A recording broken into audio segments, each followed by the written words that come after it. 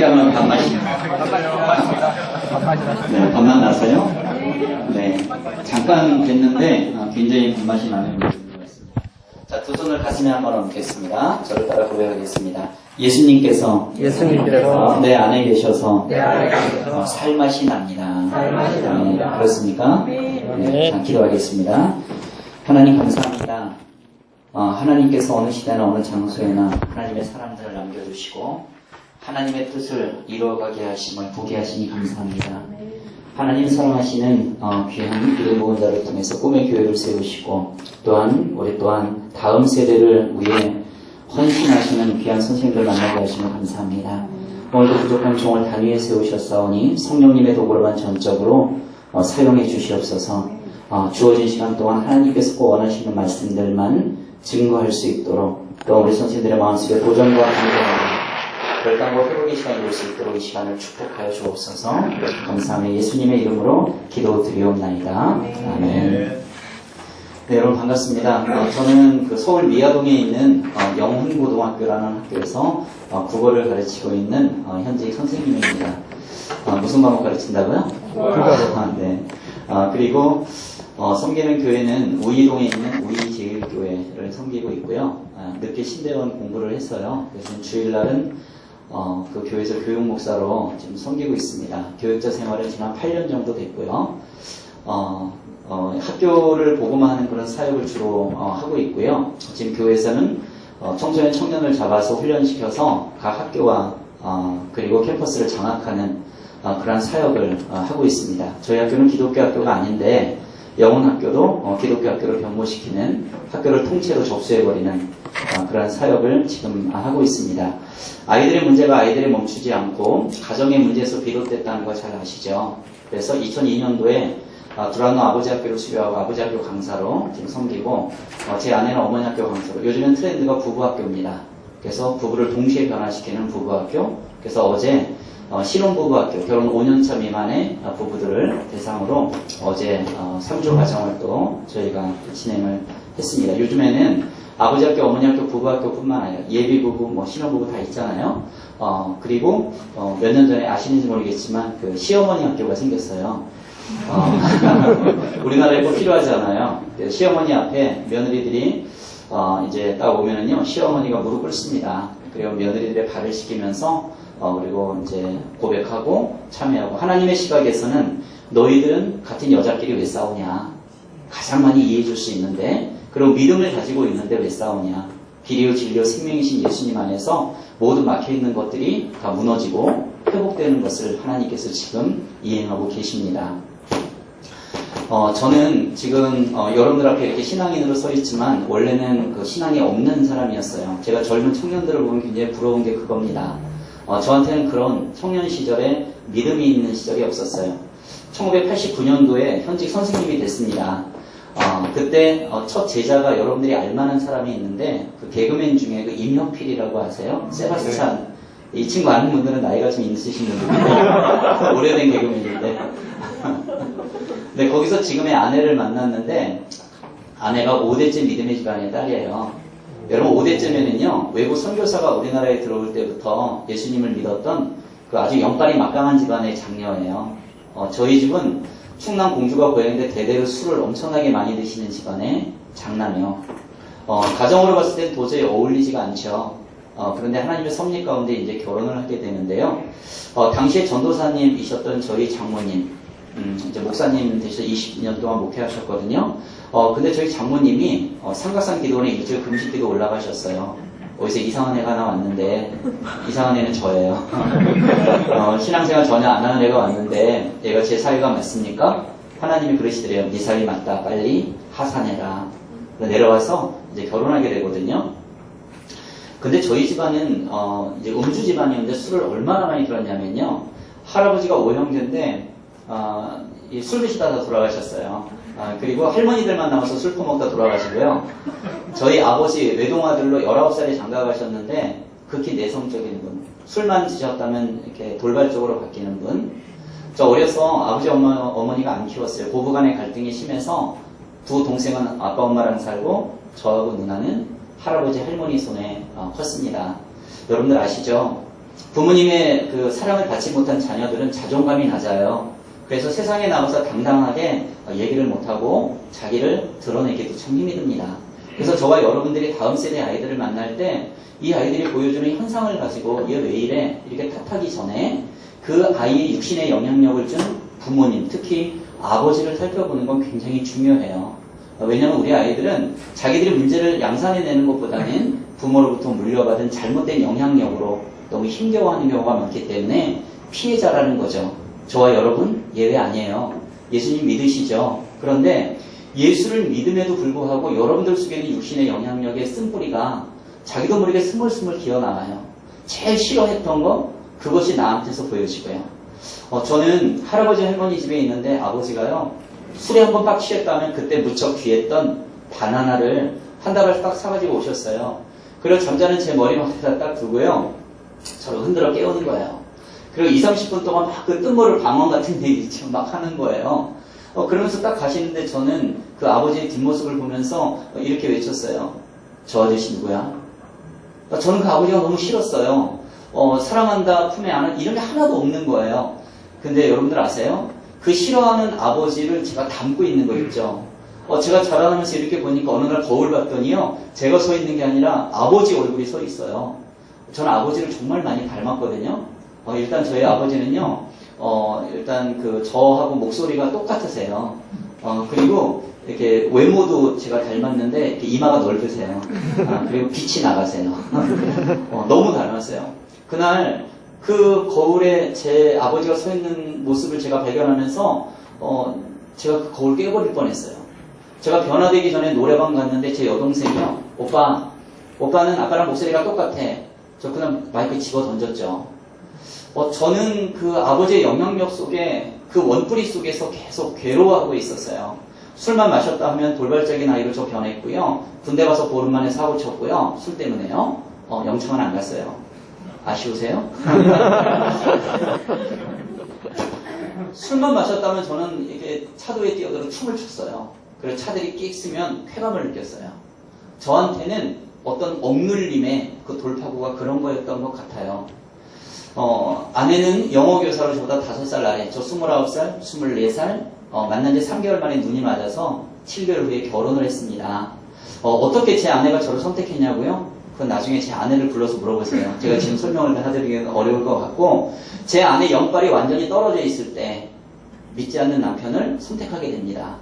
그때 제 아내는 못된 신앙에서 못된 신앙으로 자라나는 과정에 하나님이 다시 만져가시고, 그리고 저는 바로 이 가정을 통해서 예수님을 만나게 되는 그 과정을 이제 만나게 되는 거죠.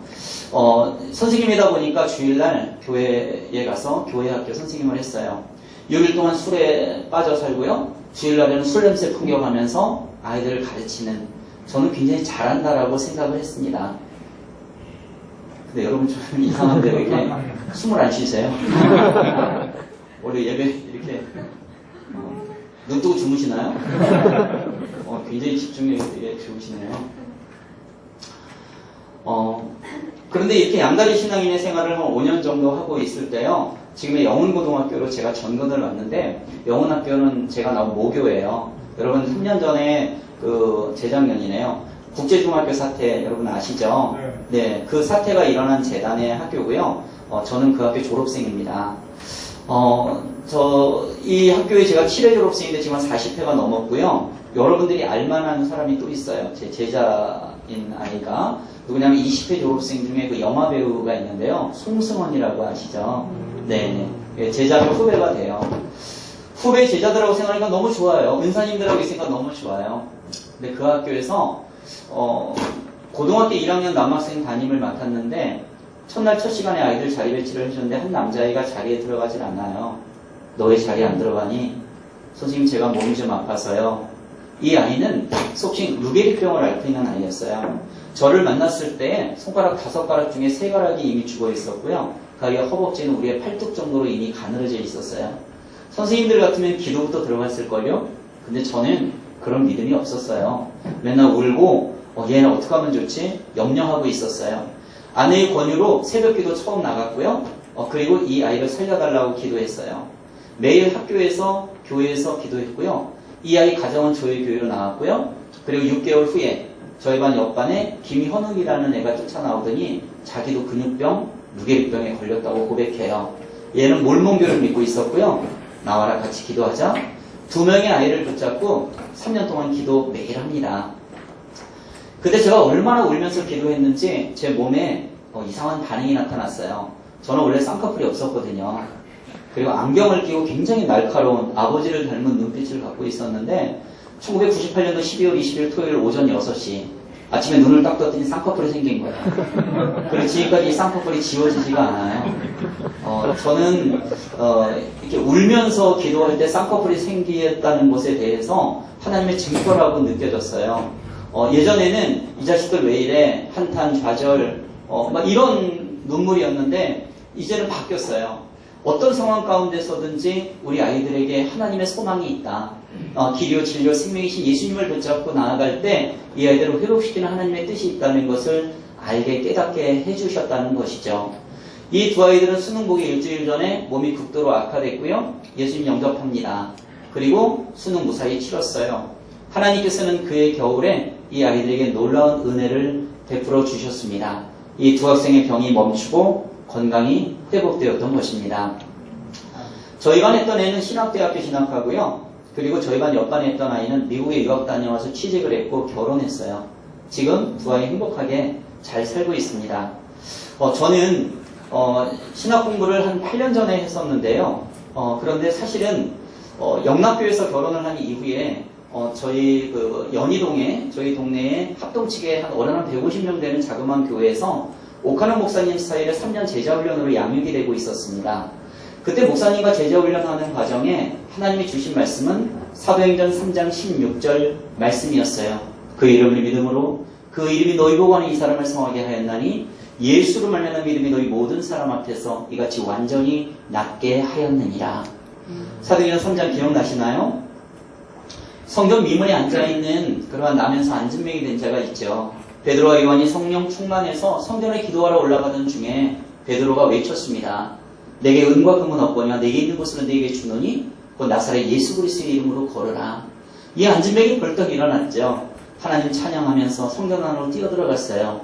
그때 솔로몬의 행각에서 베드로가 설교했던 내용 중에 한 절이 바로 사도행전 3장 16절 말씀입니다.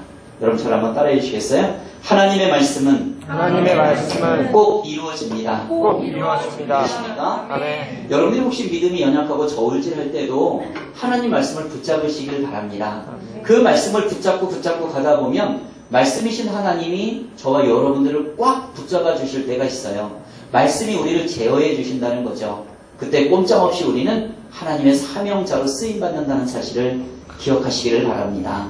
하나님께서는 어느 시대나 어느 장소에나 하나님의 사람들을 남겨두셨다는 것을 우리가 성경을 통해서 알 수가 있습니다. 구약 성경에 보면은 모세를 떨기나무 불꽃 가운데서 만나주셨잖아요. 출애굽의 사명자로 쓰시기 위해서요. 바로 사도 바울을 다메섹 도상에서 예수님이 만나주시면서 바로 복음의 전도자로 만들어주셨습니다.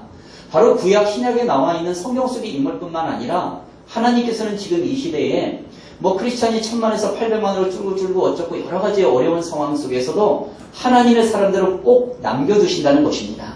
이사야 6장 13절에 보면 거룩한 씨 그루터기라는 표현이 나와요. 거룩한 씨 그루터기는 나무의 밑둥을 말합니다. 나뭇가지 이파리 열매 아무것도 보이지 않아 죽은 것 같지만 뿌리가 살아있어요. 영적으로 본다면 예수님 한 분이 거룩한 씨의 그루터기입니다. 예수님의 12제자가 거룩한 씨 그루터기고요. 남겨진 하나님의 사명자들을 말하는 거예요. 기도원의 300용사, 바알신에 무릎 꿇지 않은 7,000명의 용사들이 바로 거룩한 씨 그루터기입니다. 저와 여러분들이 바로 그루터기의 사명자라는 사실을 여러분 꼭 기억하시길 바랍니다. 한번 저를 따라해 주시겠어요? 예수님께서 나를 부르셨습니다. 한 번 더요. 예수님께서 나를 사용하십니다. 바로 말씀드리면 콜링 속에 미션이 있다는 거예요. 저와 여러분들을 하나님께서 부르셔서 구원, 천국 백성 만드셨습니다. 믿으시죠? 근데 천국 백성 된 것만이 아니라 저와 여러분들에게 특별히 다음 세대 아이들을 책임지라는 미션을 주셨다는 거예요. 사람마다 은사에 따라서 또는 하나님의 계획 속에 따라서 그 은사를 주셨어요. 그래서 콜링 속에는 분명한 미션이 있다는 것입니다. 아까 여기 우리 나왔던 청년 선생님들 딱 보니까 이분들에게도 특별한 사명을 주신 것 같아요. 해외 선교에 발을 밟아라. 덕적도는 국내죠. 제주도도 국내고 섬이지만 하여튼 그렇습니다.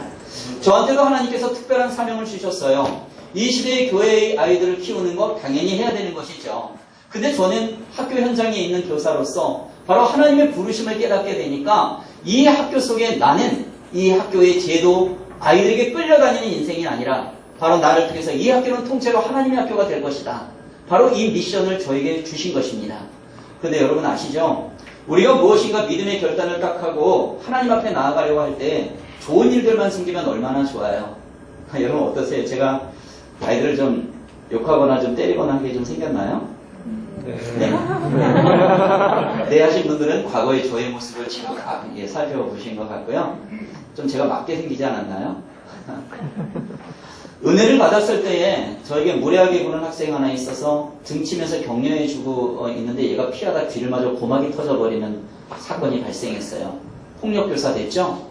선생님들처럼 4월 동안 실언에 참여해서 한 가지만 놓고 부르짖었습니다.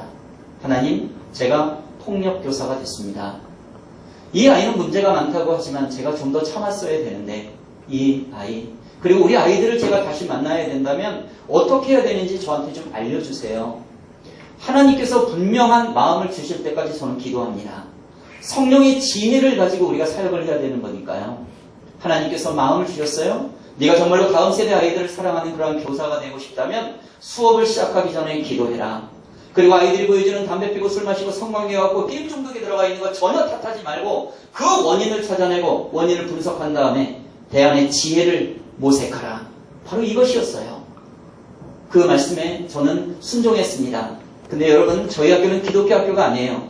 영적 싸움이 굉장히 심한 학교입니다.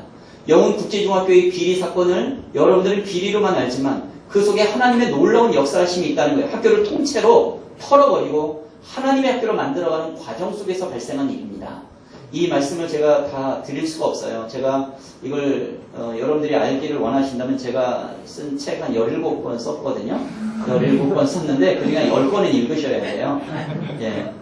탐구심이 있는 여러분들이기를 소원합니다.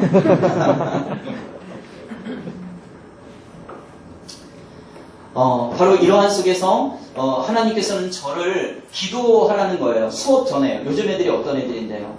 학교에서는 종교편향 교육 이거 금지하라고 교육청에서 공문 맨날 내려오고 있죠. 믿지 않는 부모들은요. 동료교사는요. 그런데 세상의 많은 소음들과 세상의 많은 소리들 속에서 오늘 이것이 나에게 주시는 하나님의 음성이 틀림없어. 이건 나에게 주시는 하나님의 말씀이야. 그 말씀을 믿고 따르기만 하면 크고 비밀스럽고 놀라운 일들이 펼쳐진다는 걸 믿으시기 바랍니다. 그래서 저와 여러분들에게는, 믿음의 사람들에게는 선택과 결단이 필요합니다. 이 선택과 결단은 상황을 보고 하는 것이 아니라 이것이 분명 하나님이 나에게 오늘 주시는 메시지인가? 바로 이 듣는 귀, 이것이 중요하다는 거죠. 하나님 하겠습니다. 결단했죠? 그리고 제가 잘하는 거 하나님 할 테니까 방법을 알려주세요. 지혜를 주셨습니다. 첫 수업 시간에 저는 아이들에게 수업 진도를 나가지 않습니다. 우리 아이들은 진도 안 나가는 선생님을 굉장히 좋아해요. 얘들아, 내가 너희들 1년 가르쳐야 되는데 내가 어떤 사람인지 너희들이 좀 알면 좋지 않겠니? 오늘 진도는 일단 책 덮어. 그런 애들 깍 그럽니다. 저의 삶의 이야기를 한다. 충남 공주에 태어났는데 어쩌고저쩌고 하면서 나 이렇게 근육병 애들 만난 적도 있고 폭력교사가 되냐? 나 때리게 생겼니? 막 이제 이러면서 얘기를 해요. 그러면서 나 너희들을 때리지도 않고 욕하지도 않는 선생님 되고 싶은데 소원이 하나 있어. 들어주겠니? 여러분, 제가 이 말을 할 때까지 얼마나 기도를 많이 했는지 여러분 느껴지십니까? 이거는 영적 싸움이거든요. 걔네들을 안 믿는 아이들이 3분의 2가 넘습니다. 근데 이 말을 하게 한 거죠. 교회 나가는 애들은 일단 환영합니다. 나가지 않는 애들은 고개를 갸우뚱하는 거죠. 그때 성령님께서 한 말을 더 하도록 붙여주셨어요. 얘들아, 선생님이 수업 전에 하나님 사랑의 마음을 가지고 수업 잘하게 해주시고 이렇게 기도한 다음에 이 아저씨가 너희들 나와. 이런 쌍시옷 욕을 할 수가 있겠니? 때릴 수가 있겠니? 너희들 손해보는 거 아무것도 없을걸? 그때 아이들이 하세요 선생님 이렇게 된 거예요. 근데 남자반을 들어가면 남자애들은 아예 반응 자체가 없잖아요. 근데 표정이 이래요. 기도할게 그러면 이러고 있어요. 그래 너희만은 내가 기도하는 거 별로 원하지도 않은 것 같은데 그러면은 내가 그냥 욕도 좀 하고 때리기도 좀 하지 뭐. 나 고막도 터쳐봤었어. 아이들이 하세요 선생님. 2000년도 3월부터 지금까지 매 수업 시작마다 기도하며 오는 교사로 저를 바꾸어 주셨습니다. 제가 담임을 맡으면 저희 반 방가는 당신은 사랑받기 위해 태어난 사람.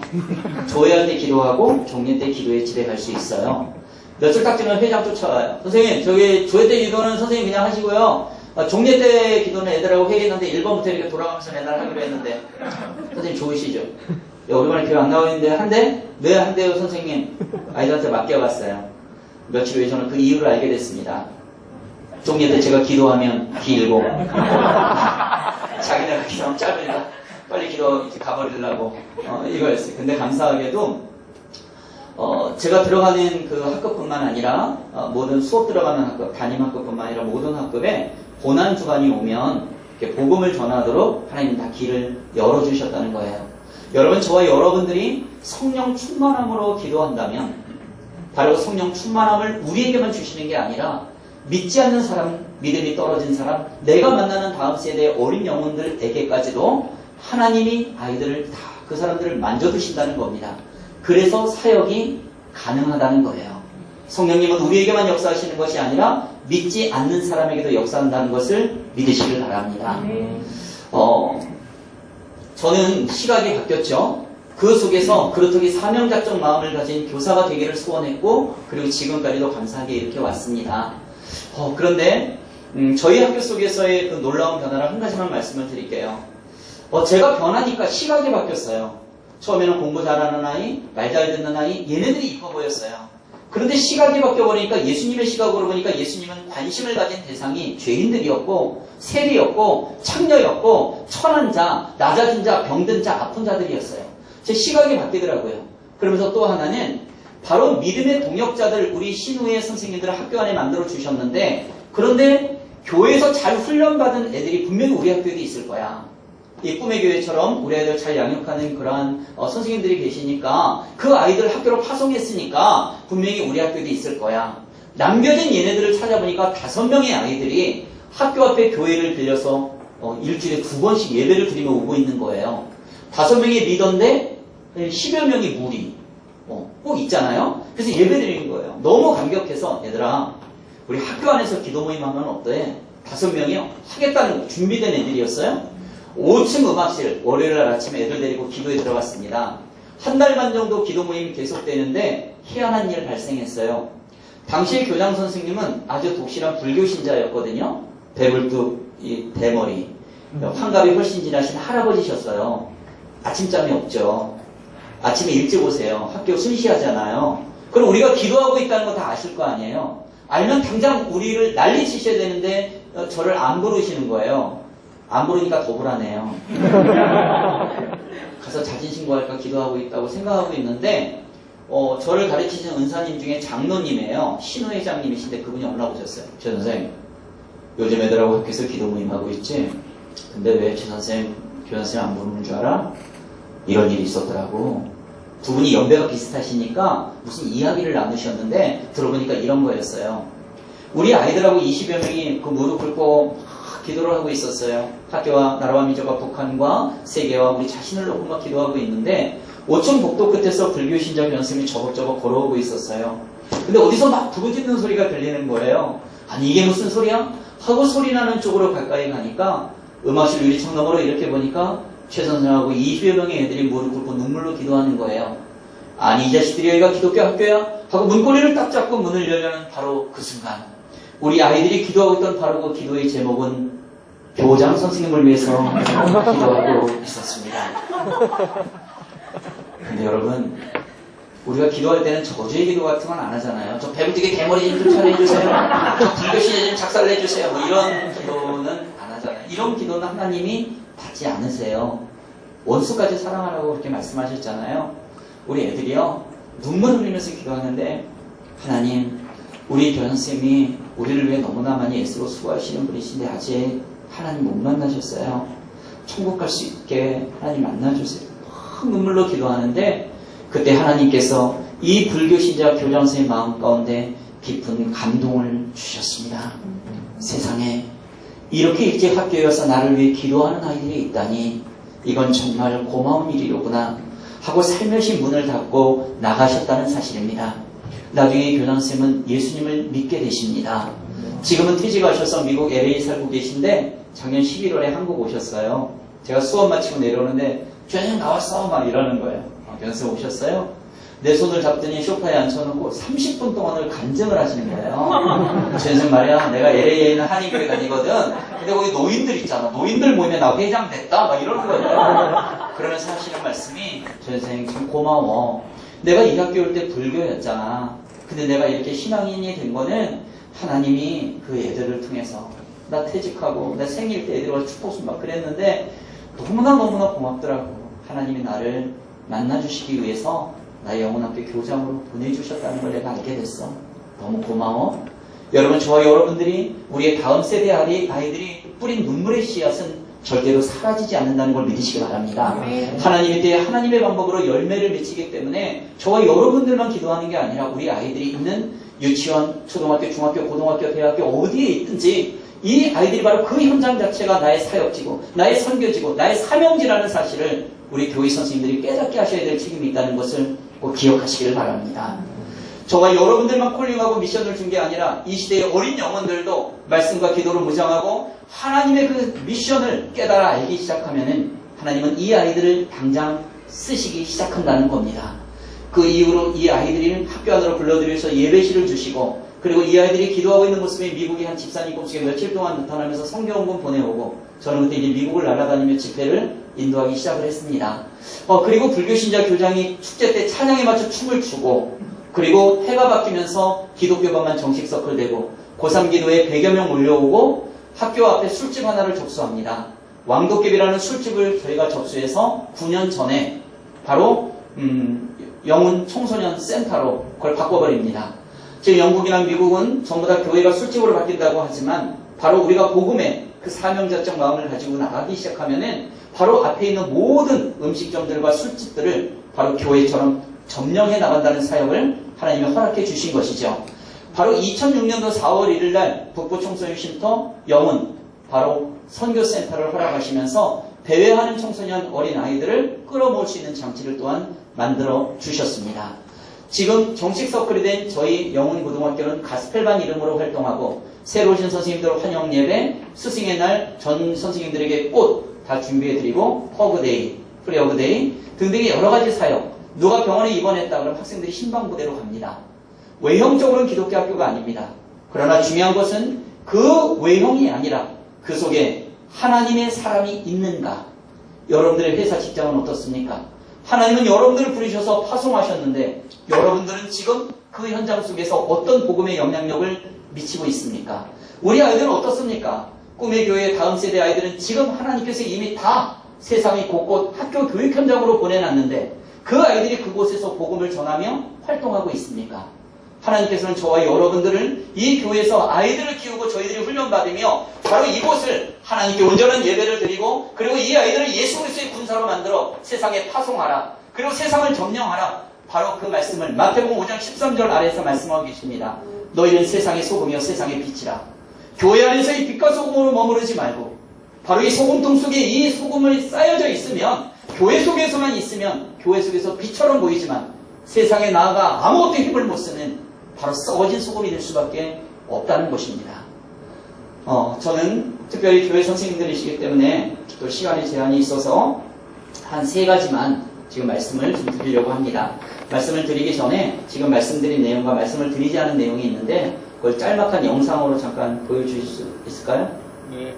가능한가요? 네. 그 CBS 영상이 있을 겁니다. 그 CBS 영상을 잠깐 보여주시면 감사하겠습니다. 최관아 선생님이십니다. 시인이자 서울 영훈고등학교의 국어교사 그리고 울보선생이라는 별명을 가진 남자. 그에게는 특별한 무언가. 기도하겠습니다. 하나님, 시험 마치고 또 연휴도 마치고 세상에서 가장 아름다운 사랑이 넘치는 학교로 공부할 때 지혜가 넘쳐서 1시간을 공부하면 10시간의 효과가 드러나는 우리 아이들 되게 하여 주옵소서. 아멘. 그는 비기독교 학교에서 기도로 수업을 시작하는 교사다. 전교생의 이름을 두고 눈물로 기도하는 그에게 학생들은 쉬이 자신들의 문제를 털어놓았다.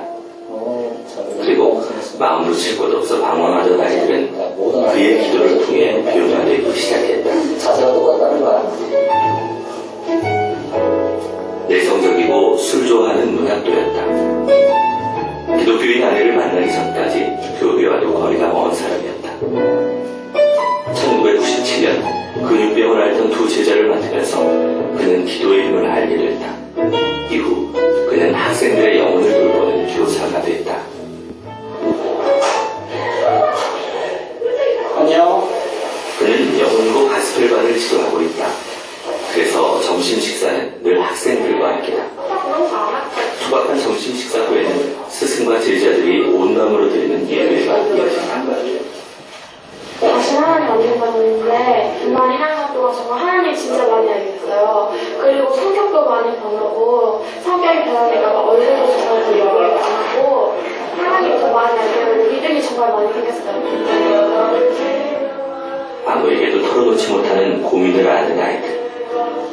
최건하 선생은 그 아이들에게 변해야 한다고 말하자 묵묵히 그들의 이야기를 들어주고 아이들을 위해 기도해주고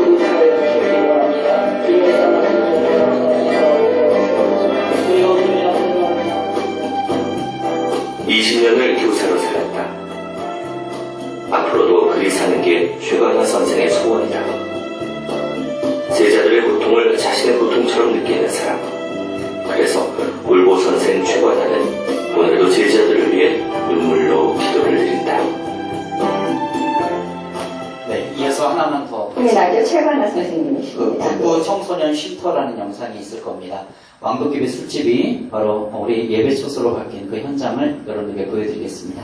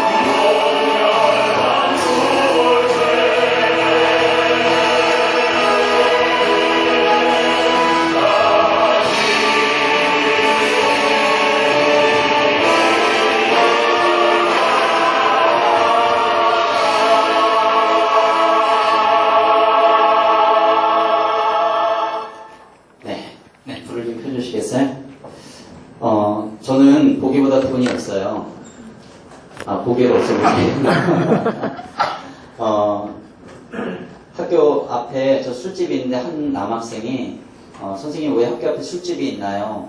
저걸 없앴으면 좋겠어요. 왕도계 위에 그 전 이름이 고질라였고 고질라 전 이름이 청아마당이었는데 그 청아마당일 때 제가 술 좀 먹었어요. 그 장소입니다. 근데 그 학생의 말을 하나님의 음성으로 듣고 수업 들어가서 고3 남자애들한테 그 얘기를 했더니 한 남자애가 뒷주머니에서 지갑 꺼내는 거예요. 그래서 2만 원을 주면서 선생님 거기 그 왕도깨비 술집 조수하신다면서요. 얼마요? 4천만 원 필요하다고요? 제가 2만 원 힘씁니다. 학생한테 돈 받아본 거 20년 만에 처음 보는데 너무 기분이 좋은 거 있죠.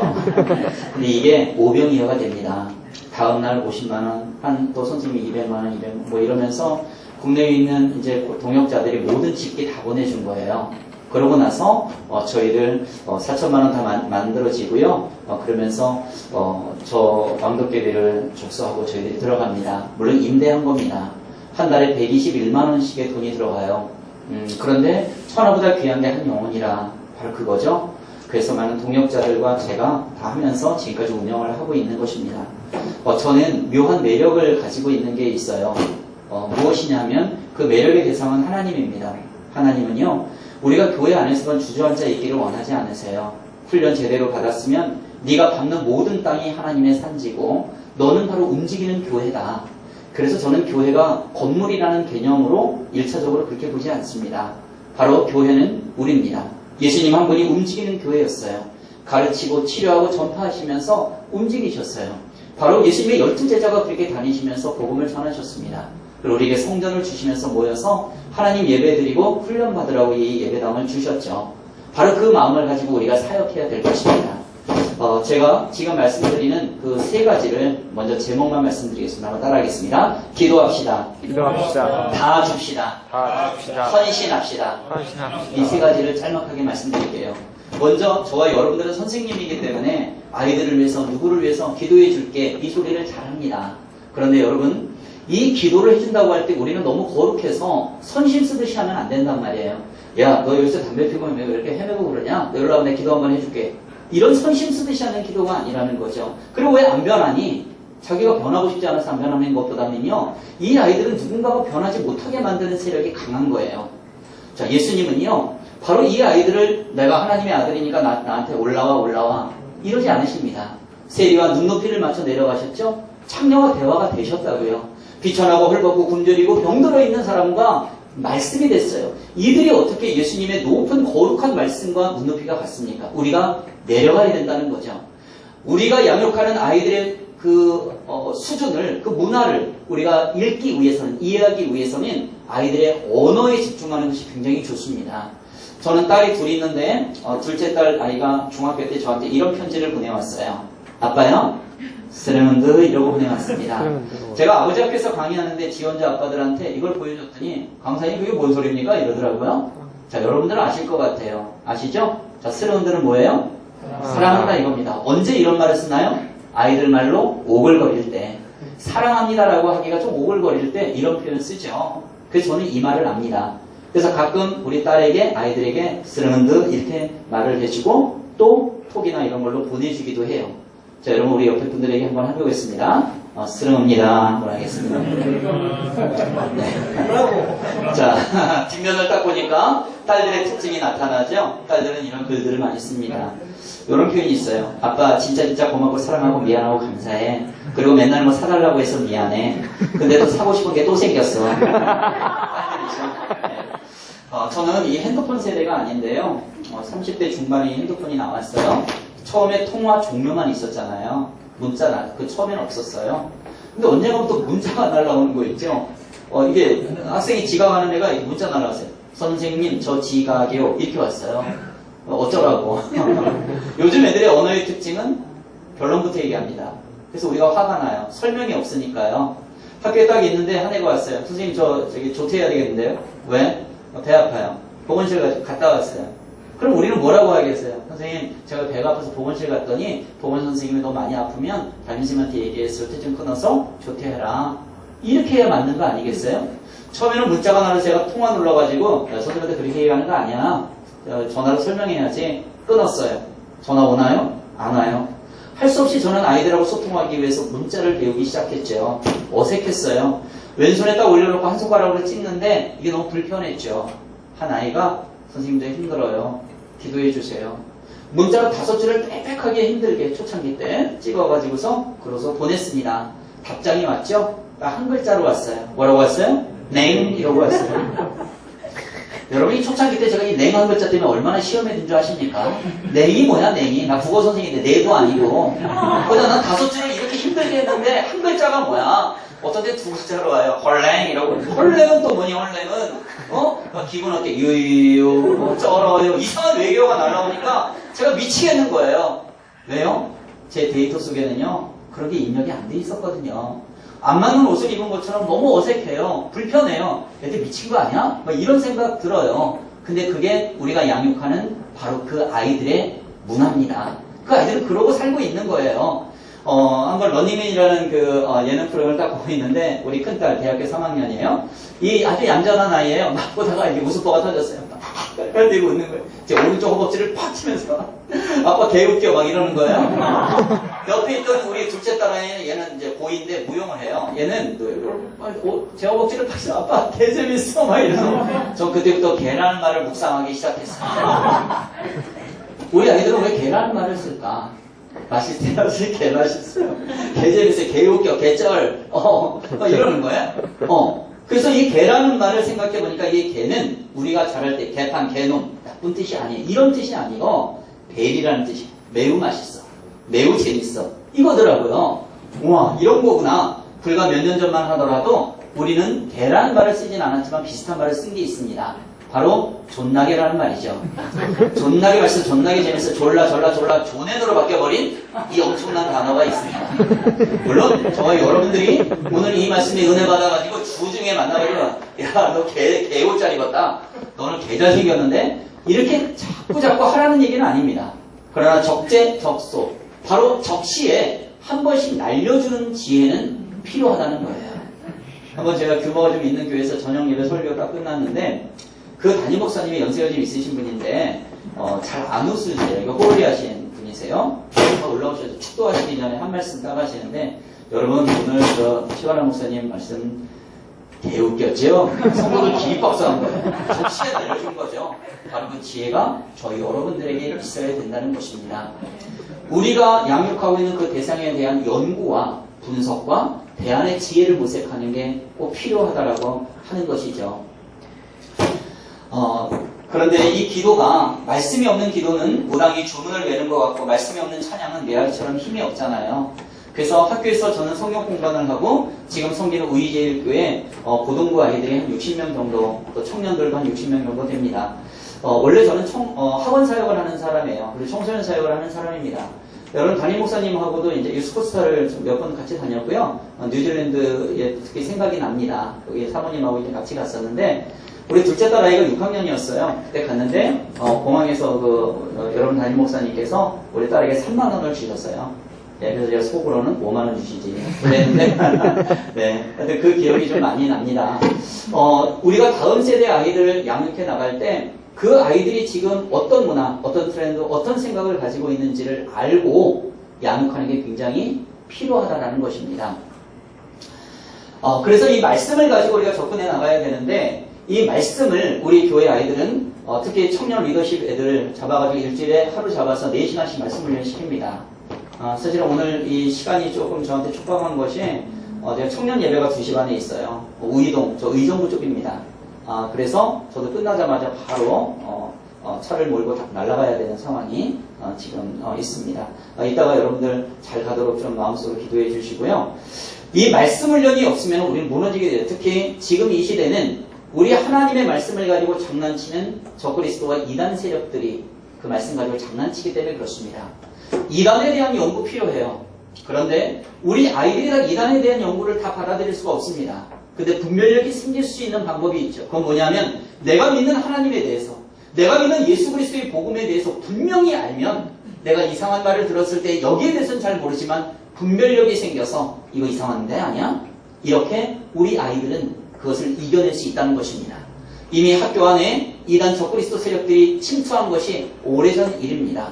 IVF는 건강한 기도학생 단체죠. YF가 들어와서 구원파애들이 모임 갖기 시작해서 우리 학교 내쫓아버렸습니다. 한국 청소년 순결운동본부는 통일교 산하단체예요. 이거 내쫓아버렸습니다. 바로 또한 하나님의 교회 여호와의 증인 말할 것 없이 점점 늘어나고 있어요. 우리 학급에 교회 나가는 애들이 3명, 5명, 7명, 10명이 있는데 얘네들이 두려워합니다. 제 이상한 교회 다니는데 왜 두려워합니까? 그것은 걔네들이 엄청난 힘을 가지고 있기 때문에 두려운 게 아니라 바로 자기가 믿는 예수 그리스도에 대해서 분명한 확신이 없기 때문에 떨리는 거예요. 다윗이 골리앗을 무너뜨린 것은 엄청난 힘을 가지고 무너뜨린 게 아니잖아요. 내가 능멸하는 여호와의 이름으로 내가 너를 척결하리라. 바로 그 하나님의 이름 속에 능력이 있다는 것을 여러분 믿으시길 바랍니다. 저는 고민했어요. 하나님 우리 애들에게 말씀을 집어넣으면 이 아이들이 변화되는 것인데 저는 믿는 아이들만 만나는 게 아니라 믿지 않는 세상의 아이들도 만나지 않습니까? 하나님의 말씀을 그 아이들에게 전해줄 수 있는 방법을 알려주세요. 또 성령의 지혜를 구했습니다. 기도 가운데 하나님이 주신 방법은 바로 이겁니다. 이 컵 속에는 하나님의 말씀이 있고요. 그리고 교회 늦게 오는 아이, 저희 교회 선생님들에게 절대로 야단치지 마십시오. 기도해 주십시오. 옆방으로 데려가서 왜 늦었니만 확인하고 말씀 복귀하고 그리고 가기 전에 외우게 하고 축복기도 해 주십시오. 하나님의 영식이가 예배 끝나는 시간 한 10분, 20분 전에 왔지만 지금부터라도 은혜 받게 해주세요. 저와 여러분들의 입술은 축복의 입술이어야 된다는 걸 기억하시기 바랍니다. 아이가 어떤 상황 가운데 왔더니 교회에 왔으면 안아주고 그리고 한 번씩 꼭 기도해주고 만약에 일주일에 한 번이라도 기도를 안 해준다면 그건 직무유기입니다. 우리 저와 여러분들에게는 축복권이 있다는 것을 꼭 기억하시길 바라요. 예를 들어서 학교 복도를 뛰어다니면 쌍욕하는 애가 있어요. 너 이리 와봐. 왜요 선생님? 너 있겠지? 네, 뽑아. 여기는 하나님이 주시는 축복과 위로와 격려의 말씀들만 있겠죠? 눈물을 흘리며 씨를 뿌리는 자는 기쁨으로 거두리로다. 시편 126편 5절 말씀. 너 욕했으니까 벌칙이야. 집에 가기 전까지 외워서 검사받아라. 얘는 종례 끝나고 와서 검사받습니다. 손 붙들고 기도하고 선물이야. 가지고 가서 책갈 필요 써라. 얘는 기분이 좋아서 돌아가더라고요. 뭔가 욕해서 얻어맞거나 욕먹을 줄 알았더니 선생님이 뭔가 들이밀면서 뽑으래요. 일단 뽑는 재미가 있어요. 교회 나가는 애들도 걸릴 수 있잖아요. 얘네들 어디서 본 권이 있어가지고요. 어디서 기도합니다. 하나님 말씀 주시옵소서 이렇게 기도해요. 근데 교회 안 나가는 애들이 이 자체가 신기한 거예요. 그러니까 흔들어요. 흔들고 뽑든 어떻게 뽑든 다 좋은 말씀들만 여기 있겠죠. 제가 영적으로 삐끗해가지고 만약에 말씀을 만들었는데 뭐 애가 뽑았는데 만약에 뭐 정령 죽으리라 뭐 이런 게 나오면은 저 끝장 아니겠어요? 근데 이게 안 되는 애들이 있어요. 동료 선생님들, 교회 선생님들이 파일 보내달래서 보내드려서 이걸 만들어서 애들 선물로 주기도 하고 막 이랬거든요. 그랬는데 이제 초등학교 5, 6학년, 중학교 1, 2학년 그 남자애들 있죠. 남자애들. 제가 제일 존경하는 우리 중등부를 하시는 그 선생님들. 저도 중등 아이들을 꽤 오래 만나봤기 때문에 너무 잘합니다. 이 아이들의 특징은요. 자기가 자기를 모르죠. 애들이 막 떠들어서 제일 떠드는 애한테 선생님이 이제 딱 지목하면서 너 왜 이렇게 떠들어? 그러면 걔는 저 아닌데요. 얘인데요. 책임 전가하고요. 종이 떨어져 있어가지고 야 그거 주워 그랬더니 얘가 이거 종이를 갖다가 이렇게 들고 서 있는 거 있죠. 너 뭐하니? 주우래매요. 우리가 주우라는 얘기가 갖다 버리라는 얘기 아니겠어요? 얘는 뭐야? 단세포야? 뭐 이런 생각 드는 거예요. 그래서 우리 청소년 사역자들은 여기 뭐 청소년 없죠? 뇌가 없는 애다, 문외한다 뭐 이렇게 얘기를 해요. 이 말을 대대로 하자면 안 되죠.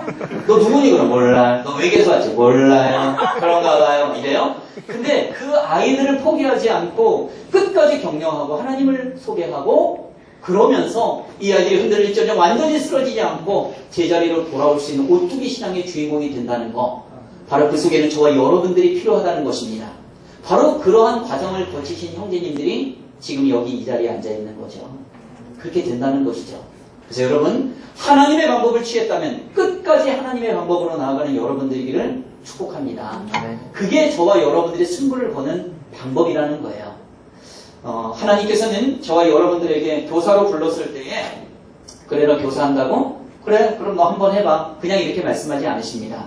한 가지 이상의 은사를 꼭 주시면서 그 사명을 다하게 만드시죠.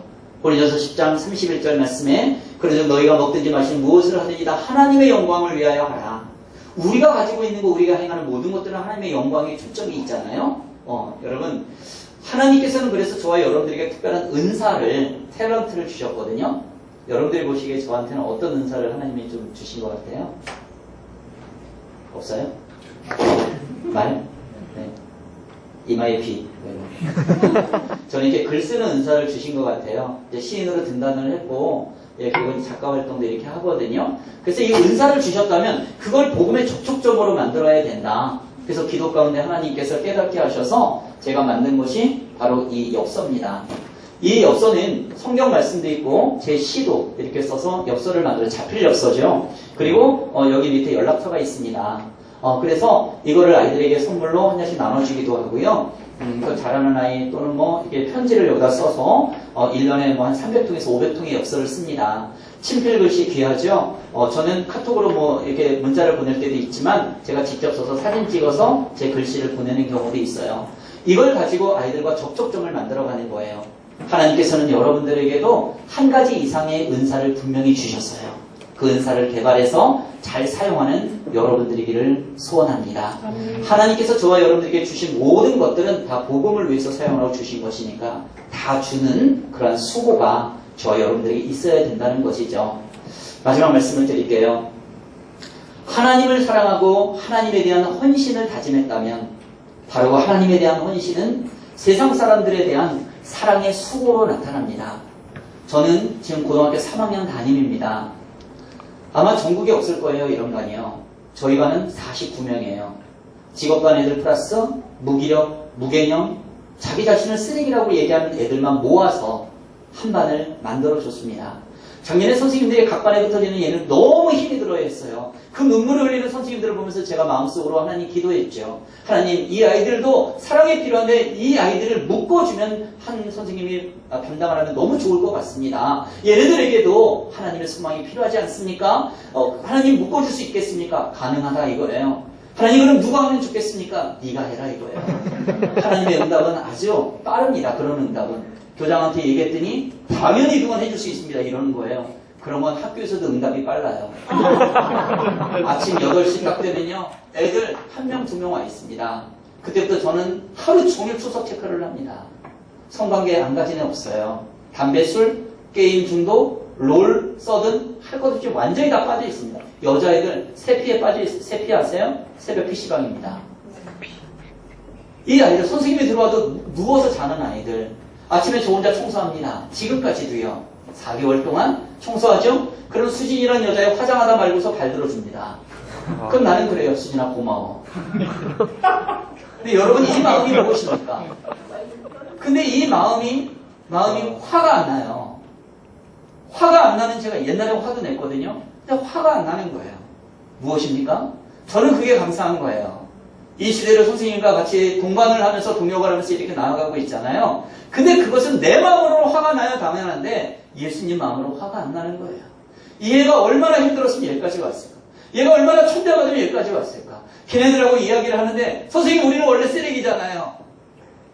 얘네들이 쓰레기가 아니라는 거, 너희들이 얼마나 예수님을 사랑하고 너희를 위해서 죽기까지 그렇게 하셨다는 걸 알려줘야 된다는 그 사명감을 주셨기 때문에 지금 이 아이들은 가치가 있는 거죠. 그 소망을 버려서는 안 된다는 이야기입니다. 저는 고등학교 1학년 때 친구한테 전도된 적이 있었어요. 근데 신앙생활 잘못했어요. 고등부 회장형이 문학을 전공하는 저와 성악을 전공하는 제 친구가 있는데 성악을 전공하는 제 친구를 교회에서 뺨을 때렸어요. 저희 최씨 집안에서 교회에 첫발 내디딘 게 제가 처음이어서 이건 엄청난 의미가 있는 거잖아요. 불똥은 저한테 튀었어요. 수업 마치고 교회 가서 전도서 불러냈습니다. 고등부 전도사님한테 여기 교회 왔습니까? 어떻게 선배가 후배 때리겠지? 이따 교회 안 다닙니다. 뛰쳐나왔어요. 그리고 찾아간 교회가 광화문에 있는 마리아성도 예수 그리스도 교회였어요. 저는 그때 2단인지 3단인지 모를 때잖아요. 완전 초짜잖아요. 몇 주 거기 다니다 보니까 더 이상해요. 나갔어요. 외국 선교사 길거리에 만났어요. 몰몬교예요. 몰몬교 도파한 게 고3 때. 하나님 안 믿어. 절교 선언하고 대학교 갔는데 동국대학교 들어갔어요. 저희 어머니가 영주하시고 전 아셨어요.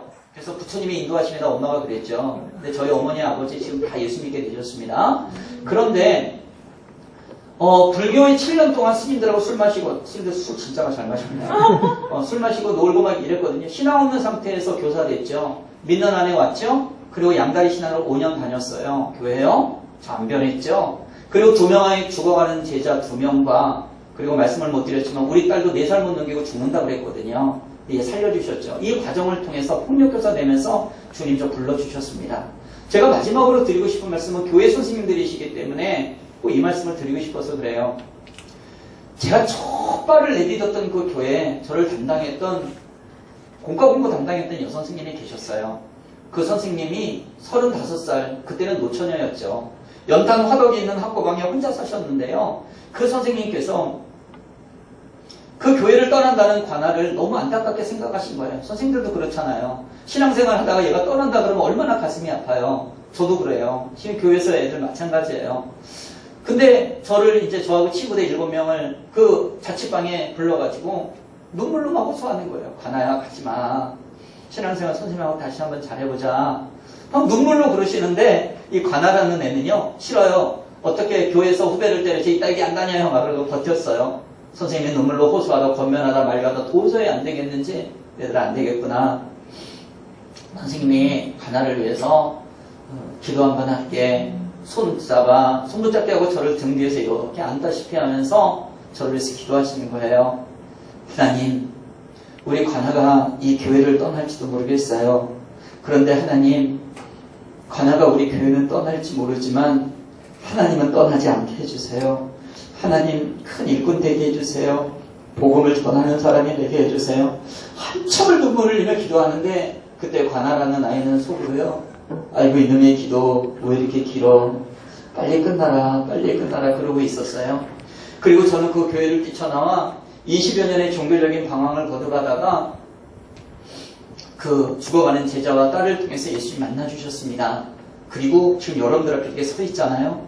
근데 5년 동안 제가 술과 세상적인 것에 빠져 삶의 교회 교사를 할 때는 그 신앙생활 잘못했던 관아를 붙잡고 기도했던 선생님의 마지막 모습이 한 번도 제 머릿속에 떠오르지를 않았어요. 그런데 제가 믿음의 결단을 했습니다. 하나님, 우리 죽어가는 두 명의 제자를 하나님이 데려가셔도 우리 딸을 하나님이 데려가셔도 저 하나님 뜻대로 살겠습니다. 하나님이 원하는 인생 제 삶뿐만 아니라 죽음까지도 다 드리겠습니다. 저를 사용하십시오. 이 믿음의 결단의 기도를 드렸을 때에 그 신앙생활 잘못했던 그 관아를 붙잡고 기도했던 선생님의 마지막 모습이 제 머릿속에서 떠나가질 않는 거예요. 저는 그게 궁금했어요. 왜 옛날에는 생각이 안 났는데 이제 생각이 나는 거지? 저는 그 이유를 알게 됐습니다. 그게 뭔지 아세요? 그 선생님의 단 한 번의 그 기도는 진짜였던 거예요. 그 선생님 입장에서는 이 아이가 내 곁에 떠나면 내가 죽기 전에 얘를 볼지 못할 수도 있다는 생각을 하신 거예요. 근데 하나님은 어디에나 계시니까, 언제나 계시니까 이 아이 하나님의 사람으로 만들어주셔서 하나님 일꾼 되게 해달라고 정말 그 단 한 번의 기도를 정말 간절한 기도를 하셨던 거예요. 여러분, 저는 그 선생님이 너무 보고 싶어서 교회 찾아갔었어요. 근데 외국 어디 이민가 살고 계신데요. 저 기도하고 있어요. 하나님, 그 선생님 한 번만 만나게 해주세요. 제가 국내외를 다니는 동안 그 선생님 한 번만 드릴 말씀이 있었어요. 선생님, 그때 그 관아가 바로 접니다. 선생님은 신앙생활 잘못하는 저를 탓하지 않으시고 정말 그 눈물 어린 한 번에 기도하셨잖아요. 선생님 기도가 응답된 거라고요. 이렇게 말씀드리고 싶은 것입니다. 여러분, 시편 126편 5절 말씀에 눈물을 흘리며 씨를 뿌린 자를 기쁨으로 거두리로다, 이 말씀이 있습니다. 하나님께서는 저와 여러분들에게 특권이며 의무를 주셨는데 그것은 눈물을 흘리며 씨를 뿌리며 최선을 다하라는 거예요. 상황과 여건을 탓하지 말고 사랑의 수고를 베풀며 소망의 인내를 가지고 믿음의 역사심을 목도하며 나아가라. 바로 이것이 하나님의 메시지라는 것입니다. 그러면 하나님의 때에 하나님의 방법으로 아름답게 열매를 맺을 테니까 내 눈앞에서는 펼쳐지지 않아도 하나님께서 맺을 때가 있으리니, 그래서 저와 여러분들 눈물로 기도하는 저와 여러분들에게 소원합니다. 야고보 사도처럼 낙타무름이 될 정도로 기도하는 여러분들에게를 축복합니다. 근데 예수님이 가장 우리들에게 아름다운 섬김의 모습을 보여주신 것은 바로 십자가에 못 박으면서 당신의 목숨을 하나님께 드리고 하나님 저들을 살려주시옵소서, 바로 이것입니다. 그래서 기독교 복음의 본질은 내가 죽고 네가 사는 겁니다. 근데 우리는 결정적인 순간에 내가 살아야겠어요. 우리 가족이 살아야 되겠어. 이것 때문에 주춤거리며 여기까지 온 것입니다. 여러분, 저와 여러분들, 우리의 다음 세대의 아이들은 전투력을 길러야 됩니다. 바로 이 세상의 육적인 싸움이 아니라 영적인 싸움 속에서 바로 우리가 예수 그리스도의 군사로 나아가야 된다는 거예요. 그래서 저는 지금 학교를 떠나지 않는 겁니다. 신학 공부를 하고 목사 안수를 받으면 개척을 하고 많은 분들이 이렇게 하지만 저는 현장이 너무 좋습니다. 우리 학교가 기독교 학교가 아니고 영적 싸움이 심한 학교이기 때문에 너무 감사합니다. 왜냐하면 거기에 살아계신 하나님을 매일매일 순간순간마다 목도하고 있기 때문에 그렇습니다. 여러분, 여러분들에게 그 예수 그리스도의 전투력이 길러지기를 축복합니다. 그리고 우리 아이들에게 그것을 물려주십시오. 교회는 우리 아이들이 세상에서 무엇을 어떻게 해야 살아가는지 그 구체적인 방법을 제시해줘야 되는 것이 바로 교회입니다. 많은 시간 동안 여러분들과 함께 하면 좋겠지만 바로 여기서 매듭을 지을게요. 여러분 또 숨을 안 쉬시네. 저 누구랑 얘기합니까? 가야 됩니다. 한 번만 같이 기도하겠습니다. 여러분 오늘 이 시간 동안에 무엇을 느끼셨습니까? 우리 짧게라도 한 목소리로 콜링 속에 미션이 있고 그리고 세상에 빛과 소금으로 부르신 하나님, 믿음의 역사, 사랑의 수고, 소망에 있네. 데살로니가전서 1장 3절 말씀에 너희의 믿음의 역사와 사랑의 수고, 우리 주 예수 그리스도에 대한 소망의 인내를 쉬지 않고 기억했던 바울과 실로아와 디모데의 그 편지를 여러분 한번 읽어보시기를 바랍니다. 눈물 흘리며 씨를 뿌릴 때 기쁨으로 거두시는 하나님을 바라며 나아가는 우리가 되게 하소서. 우리 다음 세대들을 붙잡아 주셔서 한 목소리로 같이 한번 기도하겠습니다. 하나님 아버지 감사합니다. 오늘 꿈의 교회 귀한 선생님들과의 만남 가운데 아버지 하나님 은혜 부어주시고 또 우리 선생님들을 붙잡아 주심을 감사합니다. 성령님께서 바로 우리를 사용하시고 도구로 축복하여 주시며 하나님의 크신 사랑과 은혜가 넘쳐날 수 있도록 아버지 붙잡아 주시고 인도하여 주옵소서. 능력의 팔로 붙들어 주시옵소서. 주님 역사하여 주시고 아버지 인도하여 주시기를 원합니다. 눈물 흘리며 씨를 뿌리는 우리 선생님들 되게 하시고 사랑의 수고를 베풀며 소망의 인내를 가지고 나아가는 우리 선생님들 될 수 있도록 아버지 축복하여 주옵소서. 우리의 다음 세대 아이들을 잘 이해하고 그 아이들을 인내하며 소망 가운데 우리 아이들을 변화시킬 수 있도록 주님 축복하여 주옵소서. 우리 선생님들을 축복합니다. 아버지 감사합니다. 모든 영광 받아 주시옵소서.